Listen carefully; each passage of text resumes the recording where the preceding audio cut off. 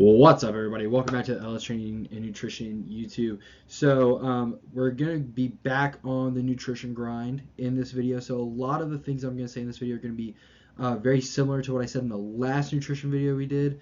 Last nutrition video was about picking the right diet for you based off of your lifestyle, your BMR, and a million other things, kind of what best fits you. And today we're going to be talking about, as you can see in our lovely video presentation, is building the macros from scratch. So a lot of it is going to be actually making your macros and making your diet kind of from a custom standpoint instead of picking what general diet you might want to follow based off your lifestyle. So that's what we'll just be going through in this video. But before we get into it, please go ahead, hit the like button, hit the subscribe button, and hit that little bell. That way y'all are up to date and get a notification whenever the new videos come out. That way y'all can stay educated and just keep up with all the stuff that I am putting out on this platform, because we are trying to grow the business and all the things with that. So thank you for supporting. If you already subscribed, I appreciate you. It means a lot to me. And then obviously if you have any coaching inquiries, please, by all means, you can private message me, or you can reach me at ls.training.nutrition on Instagram, and there is a link in the bio there to apply for coaching as well. But without further ado, let's get into the video. So first things first, kind of covered a lot of this in the first video that we did last week. But we're just going to kind of briefly go over it again. Calculating BMR. BMR basically means maintenance calories. That is what that means. It's a big scientific term that means basal metabolic rate. That's what that abbreviation stands for. And there's a lot of different ways you can go with it.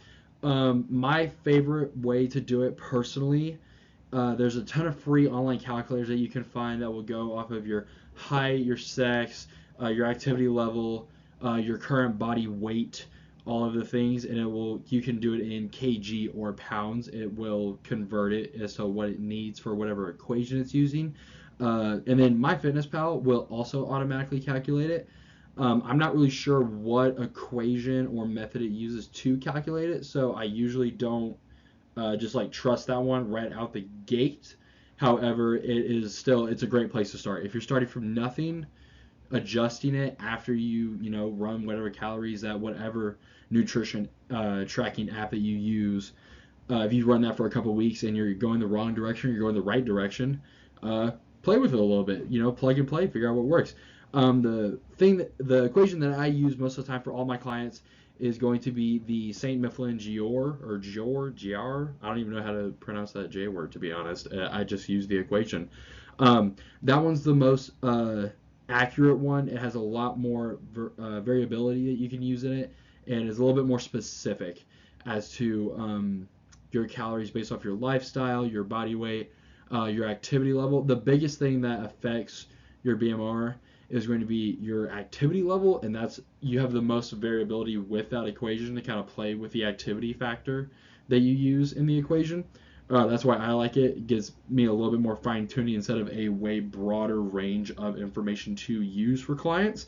Then there's the Harris-Benedict equation. As you guys can see, I have it marked here in the presentation. It is outdated. If you've been using that and it's been working, by all means, all I'm saying is it is outdated. It's been proven that it's kind of like there's better methods to use. It was a method that was used at one point, but there's just better methods to use. There's a lot of things in bodybuilding really that a lot of coaches will use some old stuff back from like the 80s, 90s, early 2000s, when it's like there's very clear research studies that show that there's new things out that work a little bit better. And it's one of those things, you want to use things that do work a little bit better just because it dials you in a little bit more. And especially when you're trying to bring a higher caliber look, depending on your level of bodybuilding or really any competition in general. You want to use something that gives you a little bit more accuracy, as that way you can hit that dot a little bit more head on. But that's enough talking about calculating BMR.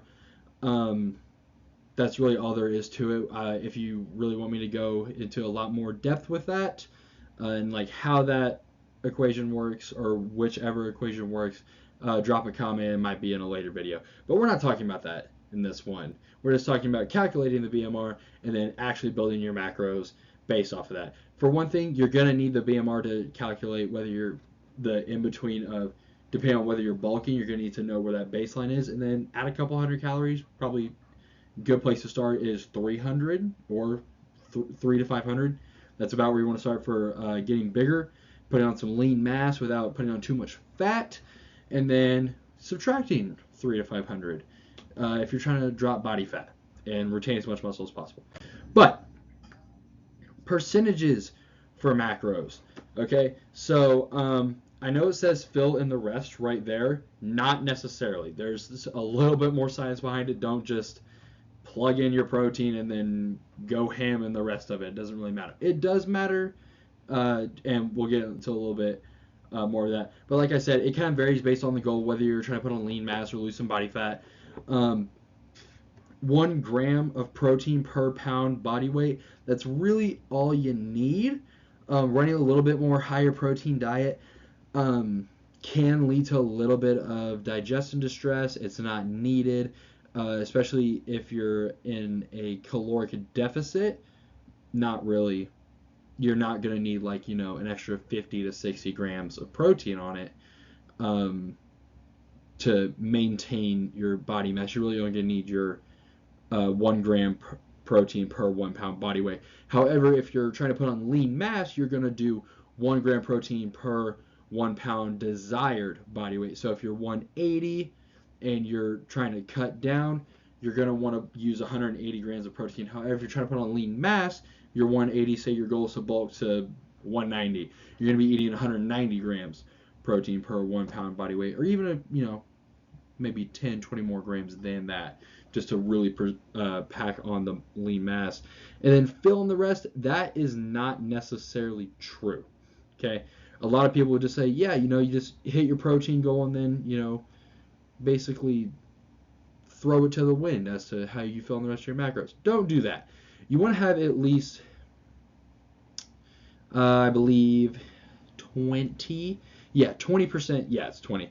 20% of your macros you'll want to come from healthy fats of some degree, and then the rest of that you would put into carbohydrates, which vary based off of lifestyle. Whatever carbohydrates you use is whatever best works for you.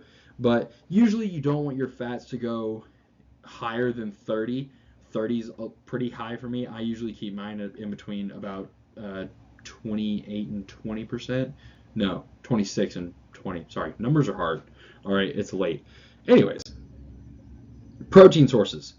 Protein sources, there's tons of them, okay? The one that I am going to tell you to stay away from the most is pork. Don't get me wrong, I love bacon, Christmas ham.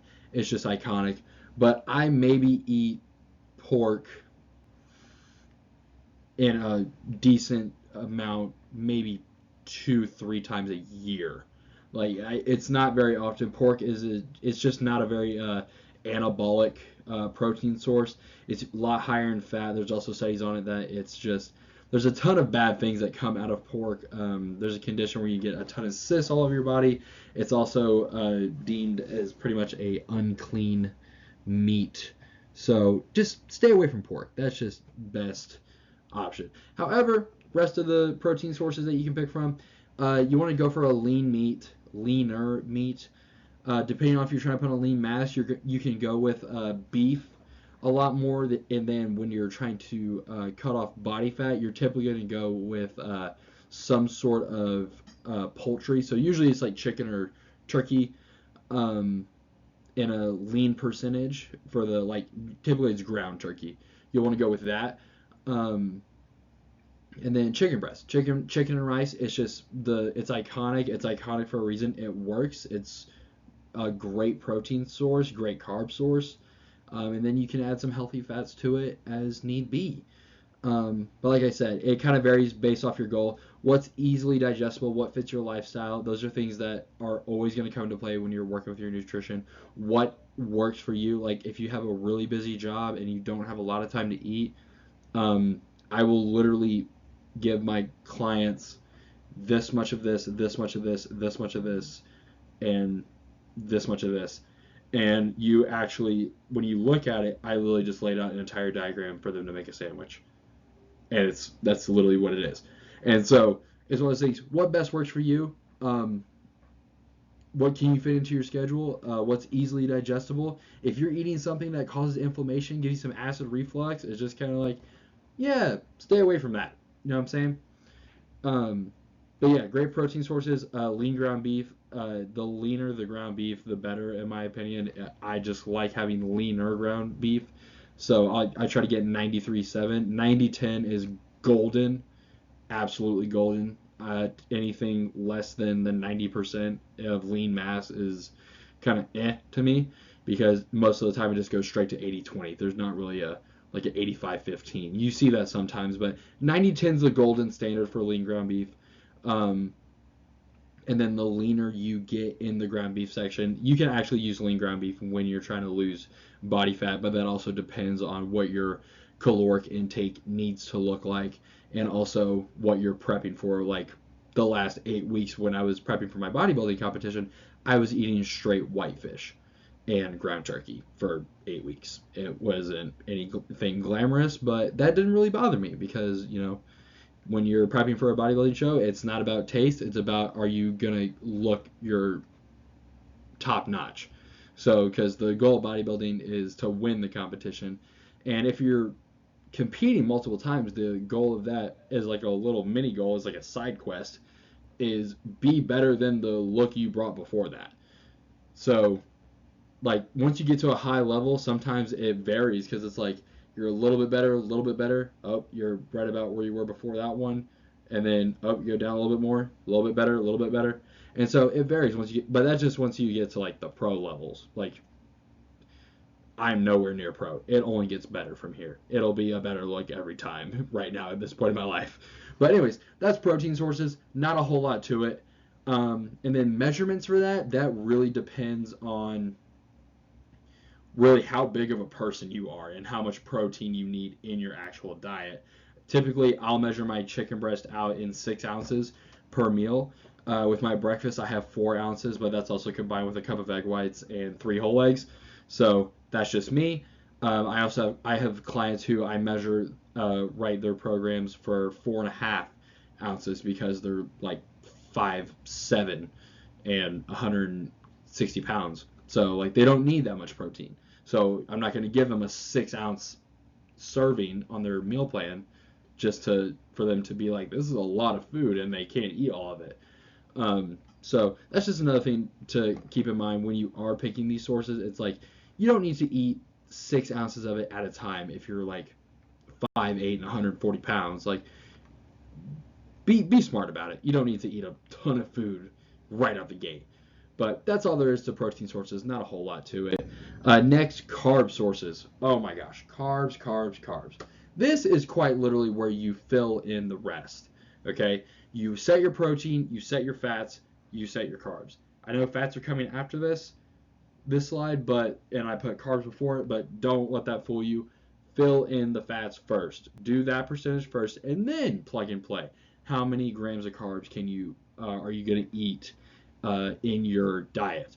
So carb sources, again, easily digestible. You will see that on every slide for me whenever it comes to nutrition, what works with your body. Some things don't work with other people. Whole grains, rice, oats, brown rice, wild rice. There's a ton of different whole grains that you can use. My favorite is long grain jasmine rice. It's white rice. It's just golden standard. I love jasmine rice. I don't think there's anything that beats that. Oatmeal, that's a great option for like a breakfast carb source. Not a whole lot to it. Grits is another great one. Grits in the morning if you're from the South. I live in Florida, so grits is a staple down here. Starches, that's like potatoes, sweet potato, white potato, things of that nature. Potatoes, I eat those every single day, which if you're on contest prep, 9 times out of 10 you're not going to be eating potato unless you are a larger individual, because typically they are a little bit more packed in carbs for the amount that you would typically eat, because they're not super filling. They do the job, but to me, like, potatoes, like, I'm usually pretty hungry right after I eat them. So they still, though, higher calorie, or higher calorie, good carb source, but doesn't keep you full for very long. As for rice, I mean, I stay full on that for a while, and it doesn't cause me any GI distress or anything like that. But whole foods, that is the biggest thing. So another great carb source, like I don't have it listed on here, um, but fruit, bananas, apples, uh, kiwi. Kiwi is golden. I love kiwis. Plums, peaches even. Uh, Fruit is a great carb source, but you also have to be conscious of that because I can go through like 6 bananas, but that's also about like maybe like 600 calories, roughly, give or take, depending on how big the banana is and how many grams of banana I actually ate. So that's just something to be mindful of. Like you don't want to just, oh, I'm eating 2 bananas, so that's not that many carbs. Actually, you'd be surprised. Another one I have listed on here, honey. Honey is if you are missing carbs in your diet and it is just hard for you to get, if like you're a hard gainer and it's just hard for you to eat a lot of food during the day, honey is a golden option. Honey is so dense in carbs and you can eat a ton of it and before you know it you're at like 300 calories in just honey. But that's also just me. I love honey. I don't know what it is. Honey's just sweet. Honey's been a big part of my life. Love me honey. Love me some honey. Anyways, that's all there is to carbs.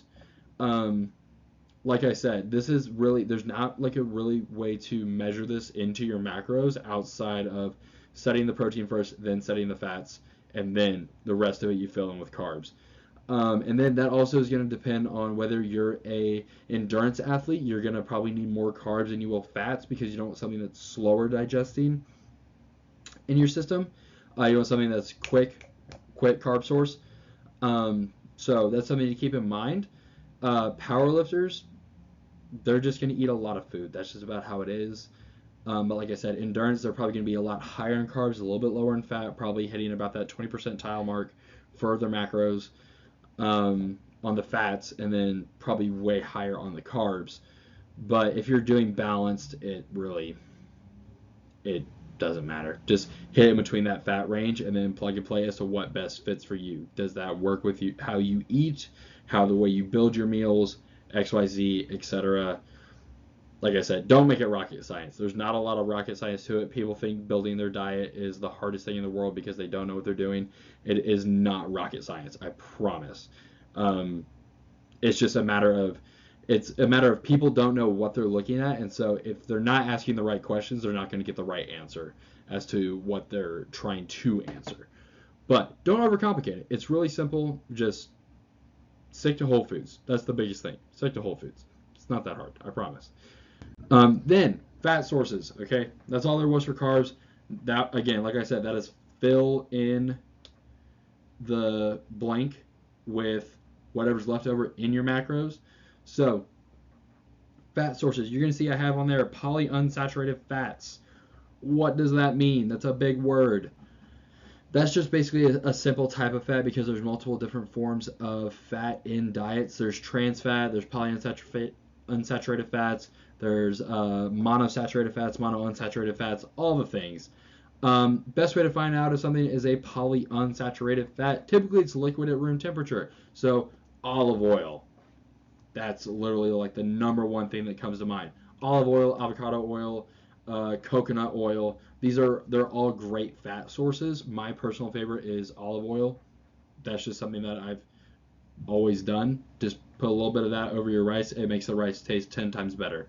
It's amazing. It's also just an easy way to add some fats into your diet. Just drizzle a little bit of that on there. Nuts. Nuts are also a great healthy fat source. However, you can eat like 6 handfuls of them and you're already at 1,000 calories, depending on what kind of nuts you're eating. So that's just something to keep in mind. I'm never going to tell a client, hey, you can't eat nuts. It's one of those things like you just can't eat a ton of them because they are so calorically dense. Same thing with nut butters. Some of you guys are just like, nut butters, what are you talking about? Peanut butter, almond butter.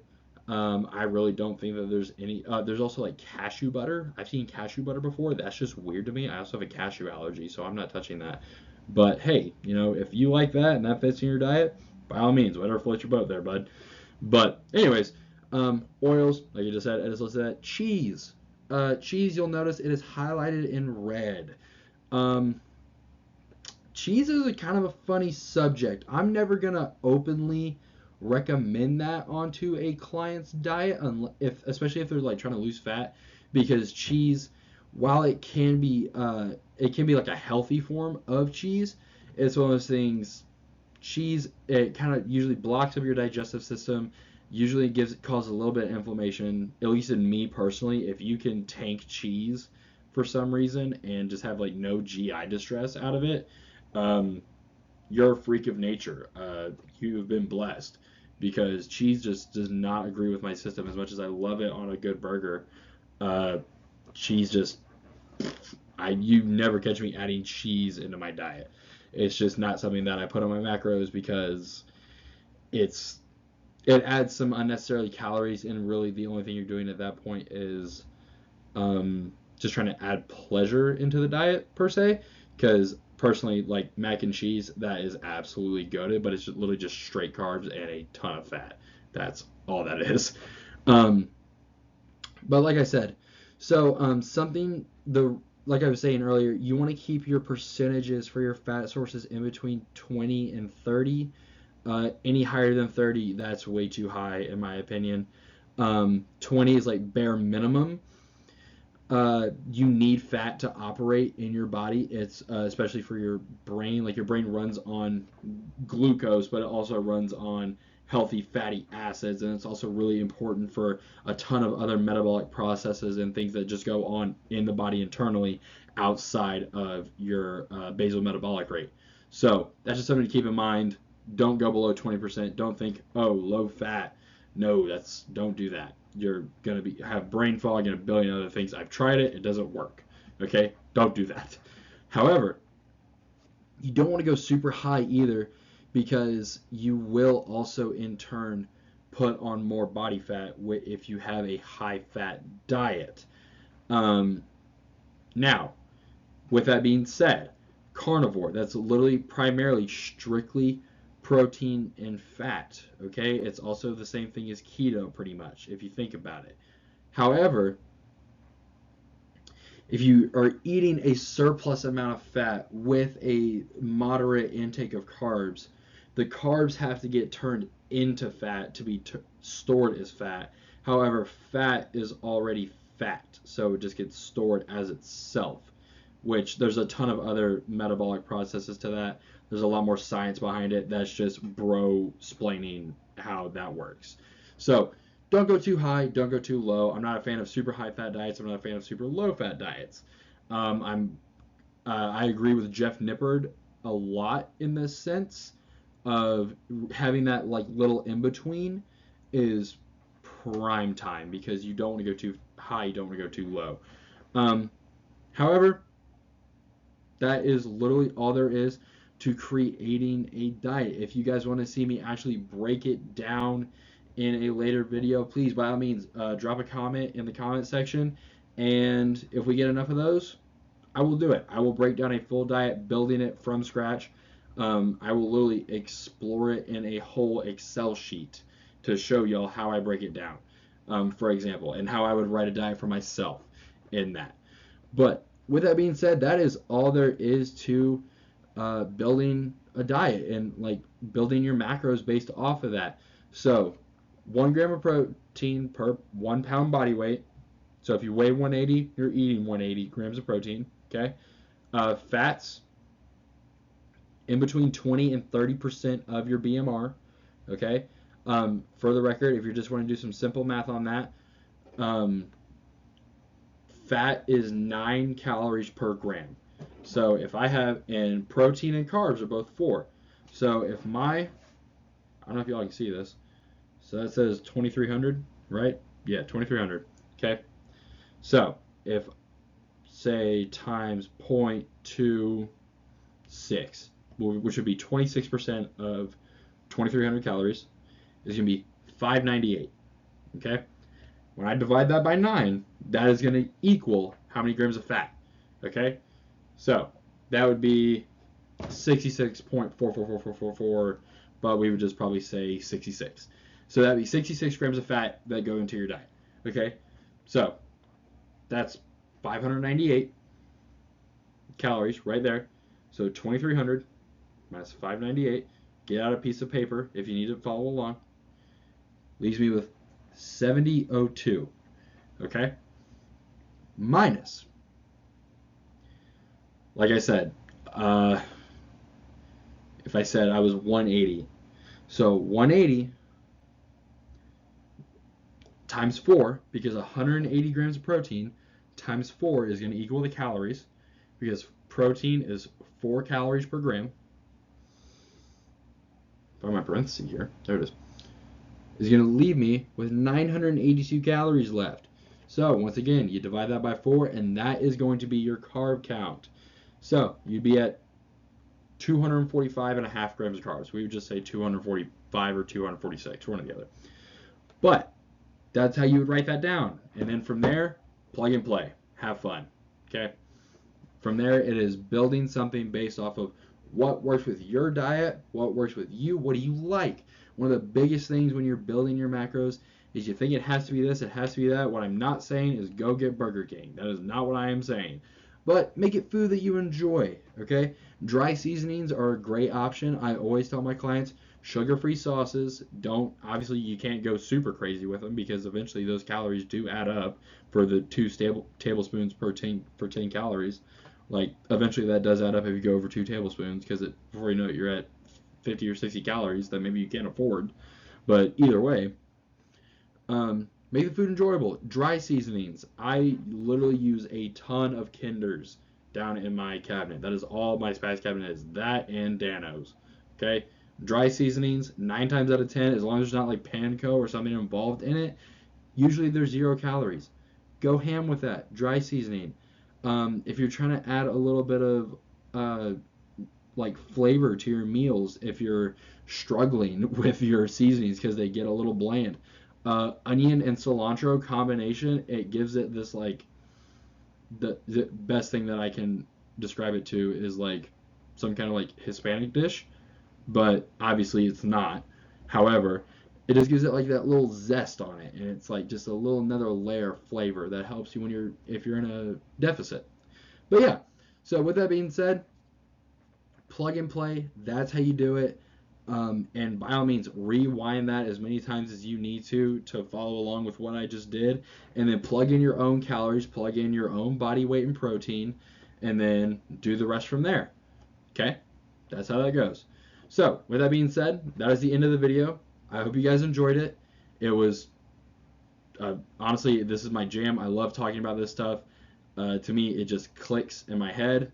So, as a former kid who ran marathons to the pantry, food just makes sense to me at some point, okay? So, with that being said, hope you guys enjoyed the video. Again, please leave a like, leave a comment, what y'all want to see in the next one. Subscribe, hit the bell. That way y'all are getting notifications when I do upload to the channel. And I hope y'all enjoy the rest of your evening and go make some crazy gains and crush your diets. See y'all.